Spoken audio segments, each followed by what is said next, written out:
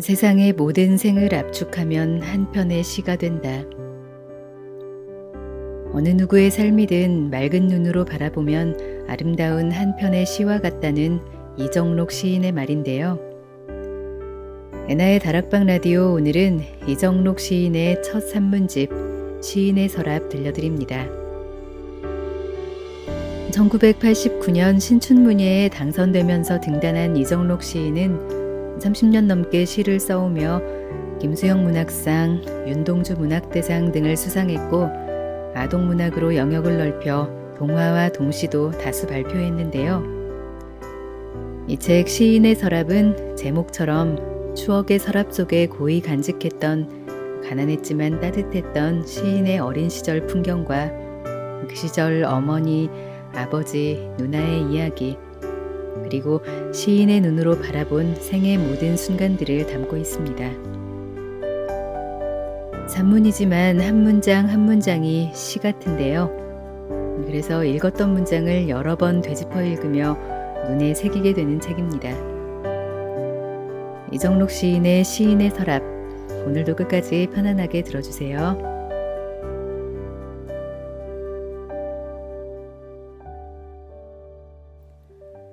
보랏빛 제비꽃을 닮은 누나. 나에게는 누나가 한 분 계시다.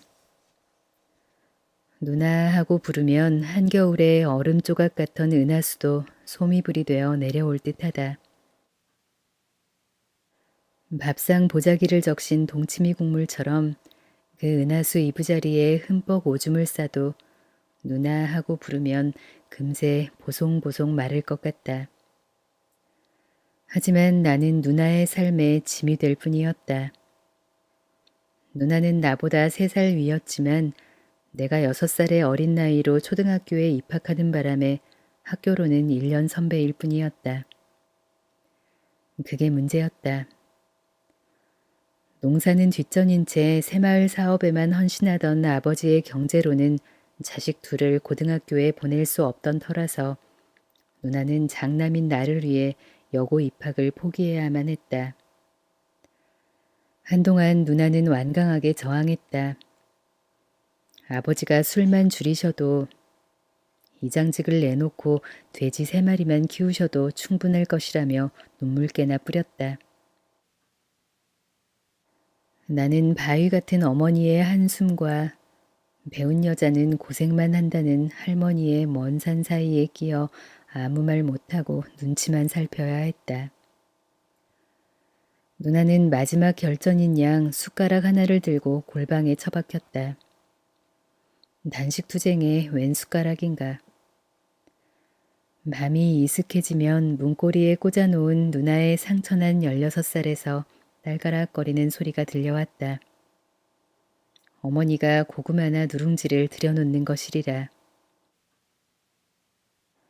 그럴 때면 나는 침도 못 삼킨 채 능력개발이란 보충 문제지를 건성으로 넘겼고, 아버지는 마른 기침 소리만 양철지붕 너머로 퍼내고 계셨다. 일주일이 지나 아버지는 극적인 타협안을 내놓았다. 대한 여상 학생들이 입는 보라색 코트 한 벌을 맞춰줄 것이며 1년만 농사를 거들고서 취직을 해도 좋다는 것이었다. 노라노 양장점에서 코트를 찾아다 놓았지만 누나는 딱히 갈 곳이 없었다. 보라색 코트를 입고 문온가에 앉아 냉이와 쓴바귀를 캐던 누나의 모습은 나를 한없이 슬프게 했다. 새 코트를 버리지 않으려 허리에 묶어맨 꼬락서니 때문에 나는 더 눈물을 짜내야 했다. 지금까지도 나는 보라색과 국방색을 가장 슬픈 색이라고 생각한다. 우울한 1년이 지나고 누나는 읍내에 있는 동화전자 주식회사에 취직했다. 진학하지 못한 슬픔을 달래려는 듯 누나는 박봉을 쪼개 월부책부터 들여놓았다. 한국 여류 수필문학이라는 책이었던 것 같다. 누나는 그 전집에 보너스로 딸려온 한용운의 명시라는 시집 한 권을 선물로 주었다. 내가 이 지구상에서 처음 만난 시집이었다. 그 이후로부터는 시라는 것을 끼적거리게 되었으니 나의 문학은 한국 시단의 말석에 부록이나 보너스라도 되는 것이다. 해마다 홍성에서는 만해제가 열린다. 나는 만해 문학의 밤에서 사회를 맡아보는 영광을 누리기도 했다. 얼마나 기묘한 인연인가.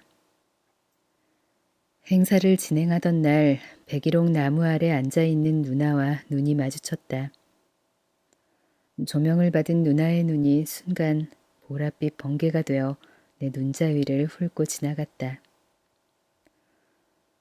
누나 하고 부르면 언제나 내 마음에 보랏빛 제비꽃이 흐드러지게 핀다. 슬프고 아름다운 보랏빛 수수꽃다리와 은하수가.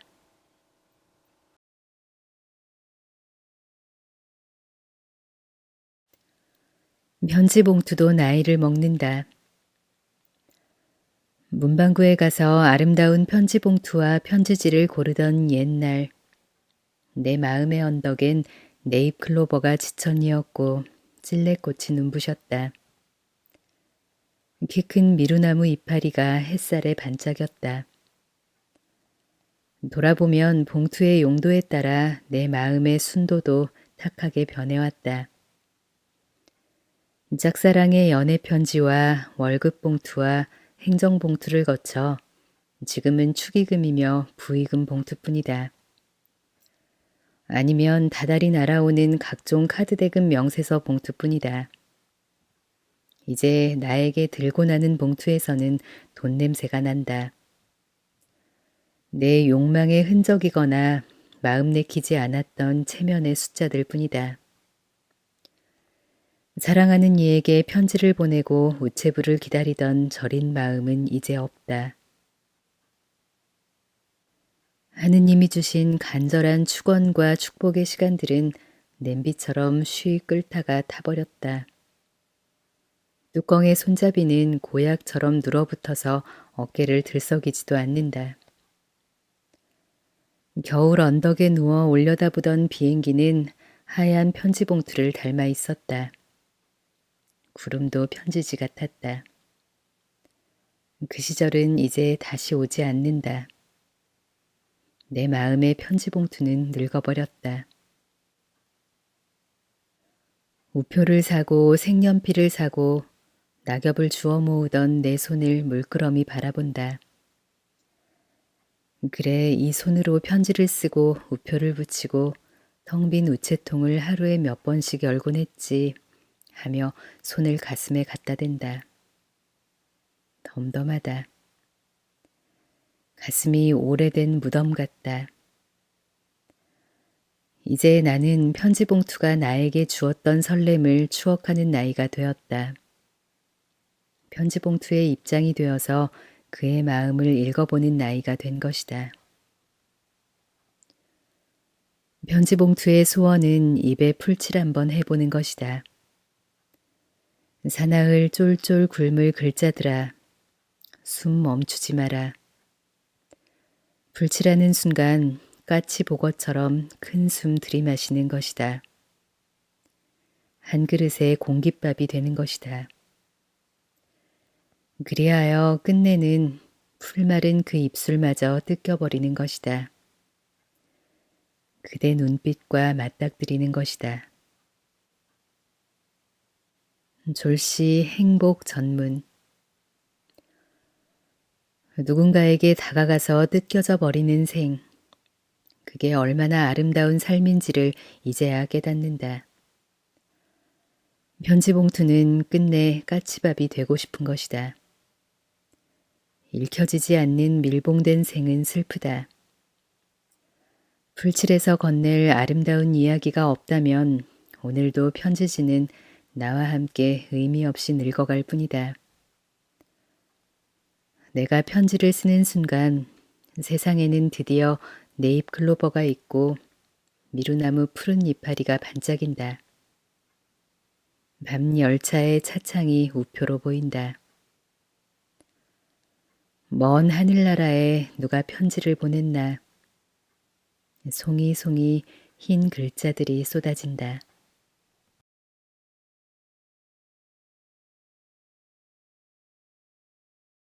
손길과 발길. 손길이 사랑이라면 손길의 반대말은 무엇일까? 손모가지일까? 저 손모가지를 비틀어 버릴 거야 하고 부르르 떠는 삐뚤어진 입술일까? 손길이라는 말에는 순간의 힘보다는 오래 쓰다듬어서 피어난 체온이 고여 있다. 아무것도 바라지 않아서 풍성하게 열매 맺는 햇살의 입김이 있다. 가을 가지치기를 하는 과수원의 아저씨가 톱과 전지가위를 우악스럽게 다루고 있다 해도 그것은 손길이다. 꼭 잘라내야 할 자리와 톱날의 각도를 생각하는 마음이 있기 때문이다. 어떤 가지를 남기고 어떤 가지를 잘라내야 할까 가늠하는 따뜻한 눈길이 있기 때문이다. 모내기를 마친 논을 살랑살랑 지나가는 바람처럼 손길 속에는 그 손이 닿는 곳에 대한 사랑과 자랑스러움이 있다. 반대로 손모가지란 말에는 다시는 보고 싶지도 상대하고 싶지도 않은 내침이 있다. 말하는 이가 너무 바르고 당당해서 작은 소나귀의 콧물과 슬픈 고개 숙임을 보려고 하지 않는다. 비틀어버리고 나서 후련하게 등을 돌리고자 하는 자신의 억하심정만이 있다. 손길처럼 오랜 시간으로 쌓아가는 믿음의 정이 아니라 후딱 내동댕이 치고 싶은 악다구니와 완력만이 있을 뿐이다. 정작 손버릇을 고쳐야 할 큰일을 저질렀다면 지금까지 당연히 받았어야 할 손길을 온전하게 받아왔는지 아니면 너무 많은 손길 때문에 숨막혀 왔는지 살펴주는 것이 먼저다. 모든 것이 바르게 되었다는 생각이 든다 해도 그의 입장을 귀담아 들을 줄 알아야 한다.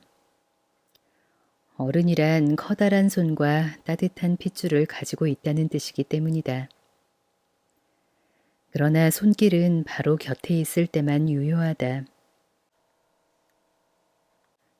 손길이 닿아야 할 곳이 멀다면 그곳까지 손을 옮길 수 있는 것은 발길이다.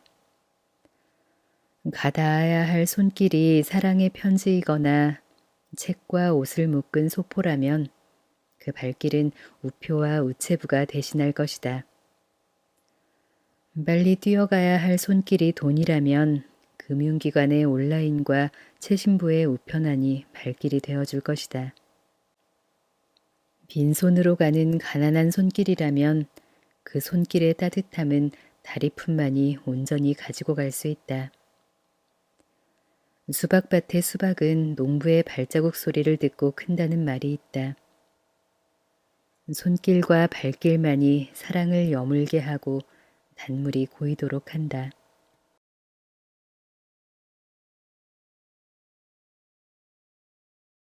날개.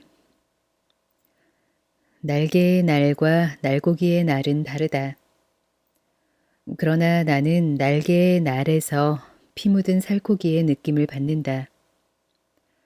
낱날이나 도끼날의 서슬푸른 이미지를 느낀다. 피멍의 흔적을 읽는다. 갈날처럼 끊임없이 허공을 저미는 날개만이 하늘을 날 수 있기 때문이다. 하늘엔 수많은 새들이 날갯짓으로 점여놓은 푸른 도마가 있다. 오래 쓴 나무 도마처럼 움푹 파인 하늘 도마가 있다. 새의 날개는 나처럼 굽어 있다. 칼처럼 등이 있고 그 등 쪽으로 단단한 뼈를 몰아놓고 있다. 바람과 허공을 끊임없이 칼질하지 않고는 그 어떤 새도 하늘을 날 수 없다. 그 고단한 날갯짓이 칼집에 든 칼날처럼 온순해질 때는 제 둥우리에 깃들 때다. 제 둥우리에 웅크리고 앉아 알을 품을 때다. 우라는 글자는 새의 양 날개를 본뜬 한자다. 글자를 가만 살펴보면 양 날개는 수직으로 서 있다. 그렇다. 머리를 하늘로 향하고 솟구칠 때 드디어 새가 되는 것이다. 습이란 한자는 원래 우와 일이 합쳐져 만들어진 글자다. 무언가를 익힌다는 것은 알에서 깨어난 어린 새가 매일 한마디씩 지상을 차고 오르기 위해 날갯짓을 하는 것이다. 매일 하늘을 향해 부단히 깃을 치는 것, 그게 습이다. 그러므로 학습이니 연습이란 말 속에는 창공을 훨훨 날겠다는 수직 상승의 의지와 매일 그것을 반복하겠다는 결의가 양 날개를 이뤄야 하는 것이다. 그 결의와 결행이 날개에 날을 세워주는 것이다. 그렇기에 세상 모든 날갯짓에는 날고기의 핏빛 욕망과 창공의 푸른 멍이 아프게 섞여 있다. 화담 서경덕이 어렸을 때 일이다. 어머니가 채마밭에 가서 채소를 뜯어오라 시켰으나 사흘이나 빈 광주리로 오는 게 아닌가. 게다가 바짓가랑이가 흙투성이가 된 채 어깨를 늘어뜨리고 온 것이다. 사흘이 지난 뒤에 어머니가 그 이유를 물은즉 채마밭에서 만난 어린 새가 나날이 한두 마디씩 날아오르는 것을 흉내내다가 늦었노라 이른다. 나는 이 대목에서 남과 다른 서경덕의 성장기보다 그의 어머니가 새롭게 보였다. 나라면 어떻게 했을까? 부지깽이를 들고 종아리를 때렸을까? 싹수 없는 자식이라고 문 밖으로 내쳤을까? 하지만 서경덕의 어머니는 사흘을 기다려 주었고 차근차근 그 이유를 물어보았다. 서경덕이 만난 어린 새, 그 부단한 날갯짓이 화담의 학문의 주춧돌이 되었음은 당연한 일이다. 새를 흉내내느라 바짓가랑이를 다 적셨던 그 채마밭에 이슬 젖은 밭둑이 한국 사상사의 큰 길이었던 것이다. 10여 년 전의 일이다. 학생회장에 당선된 여학생은 한쪽 다리가 불편했다. 3월 7일 월요일 아침 실외조회. 처음으로 그는 아이들 앞에서 큰 소리로 구령을 붙였다. 얼마나 넓은 운동장인가. 운동장가에 물오른 나무들까지 귀를 바짝 세우고 학생회장만 바라보는 긴장의 순간. 학생들의 웃음소리가 몽돌밭의 파도소리처럼 울려 퍼졌다.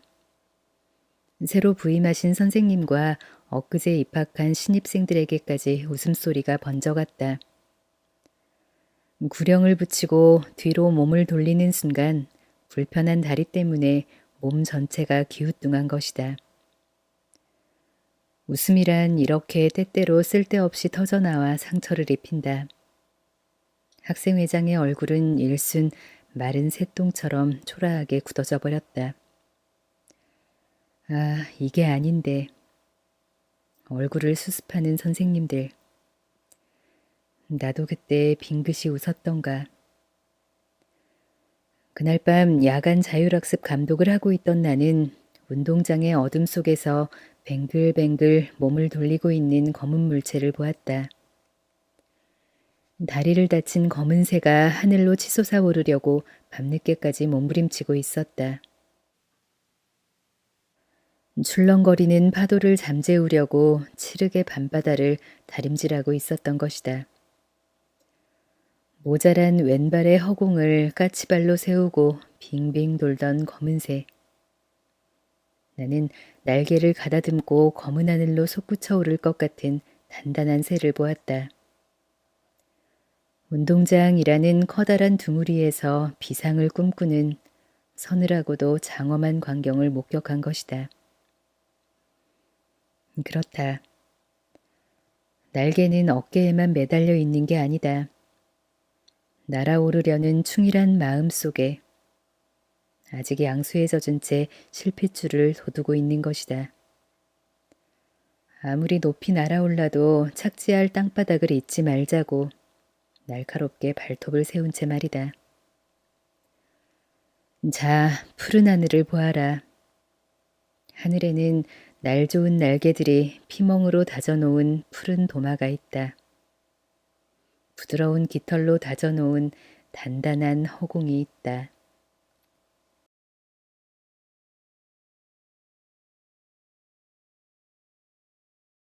처음은 언제나 처음이다. 처음이나 시작한다는 뜻의 한자 가운데 사람들이 가장 많이 접하는 것은 시와 초일 것이다. 시라는 한자는 갓난아기가 어머니의 젖을 빠는 것부터 삶이 시작된다는 뜻을 갖고 있다. 시라는 글자 속의 여는 어머니이고 구는 아기의 입이다. 그러면 남은 부분은 무엇이겠는가? 그렇다. 아기의 붉은 입술을 향해 퉁퉁 부풀어 오른 젖을 그려놓은 것이다. 그러니 시작이란 무엇이겠는가? 세상은 너를 향해 젖을 물려줄 준비가 되어 있으니 어서 빨아먹어라. 엉덩이를 토닥이는 어머니의 손길을 느끼는 것이다. 너를 키울 에너지는 이미 충만해 있으니 힘껏 끌어다가 세상에 다시 베풀어라. 응원하는 어머니의 간절한 눈빛을 읽어내는 것이다. 아기가 젖을 빨지 않으면 어머니는 얼마나 속이 타겠는가. 어머니의 속을 새카맣게 태워야겠다 작정을 한 불효막심한 녀석이 아니라면 생은 이미 시작부터 젖먹던 힘을 다해 내 쪽으로 끌어당기는 것이다. 내 안에 힘을 저장하고 싶은 본능이 곧 시작인 것이다. 초라는 한자는 옷감이라는 뜻에 의해 칼이란 뜻의 도를 보탠 글자이다. 옷을 만드는 일은 옷감을 재단하는 일부터 시작된다. 옷감의 원료는 하늘로부터 주어지는 것이지만 완성된 옷감은 이미 사람의 손길과 손때를 품고 있다. 그러니 처음이란 아무도 없는 광막한 허공에서 홀로 낙하를 하는 것이 아니라 사람들의 손때와 땀을 바탕으로 삼아 출발하는 것이다. 혼자 가는 게 아니라 함께 가는 것이다. 처음으로 돌아간다는 것은 탄생 이전의 칠흑으로 돌아가는 것이 아니다. 처음 일을 시작했을 때의 순수한 열정으로 돌아가는 것이다. 작은 성취가 가져다준 자만심과 게으름을 떨쳐버리고 그간의 실패가 던져준 좌절감을 따돌려버리고자 하는 것이다.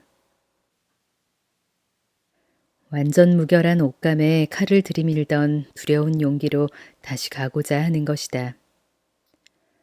실패의 과거가 깊은 벼랑 같다 하여도 자, 이제 시작이야 라고 단칼을 뽑아 마음의 원단을 도려낼 때 우리의 가슴은 언제나 새 옷을 입는다. 처음은 언제나 처음이다. 10번째 사랑일지라도 진정한 사랑은 언제나 첫사랑인 것이다. 하루에도 몇 번씩 우리는 새로이 시작하지 않는가. 갓난아이의 입으로 돌아가서 세상의 젖을 빨아올리는 일과 새로운 옷감을 찾아 숫돌에 칼을 벼리는 일이 지속되는 한 끝은 없는 것이다. 이건 아니야. 이렇게 살아서는 안 되지. 그래, 새로 시작하는 거야.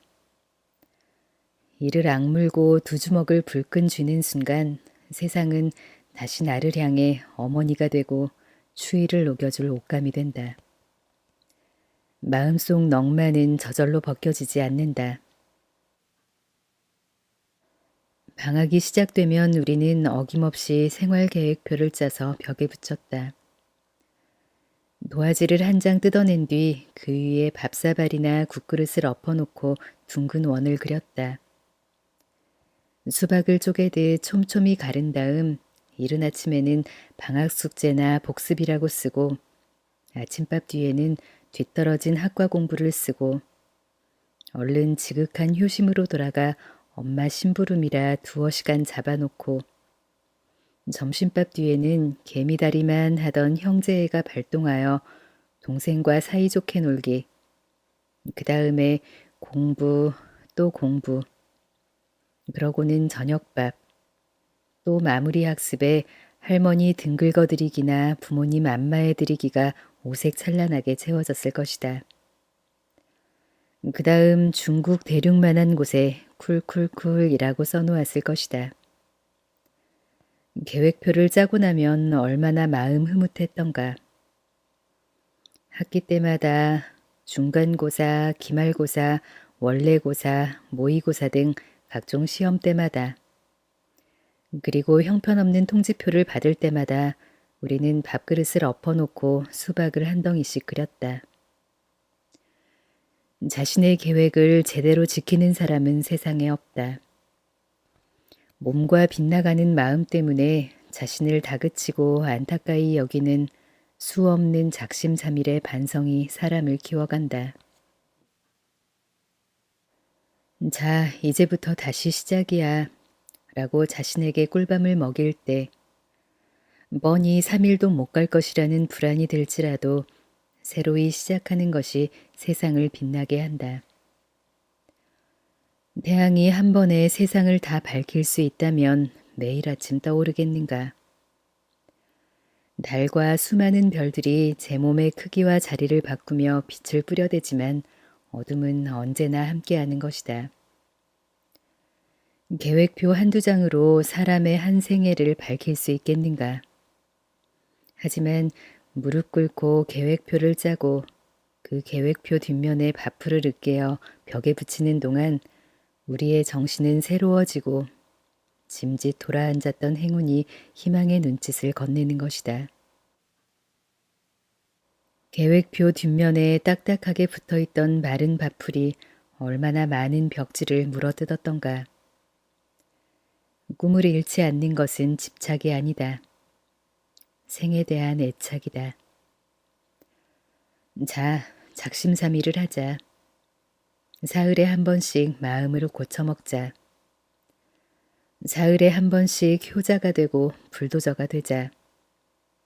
사흘에 한 번씩 수박을 그리자. 사흘에 한 번씩 담배를 끊고 라이터와 재떨이를 멀리 내다버리자.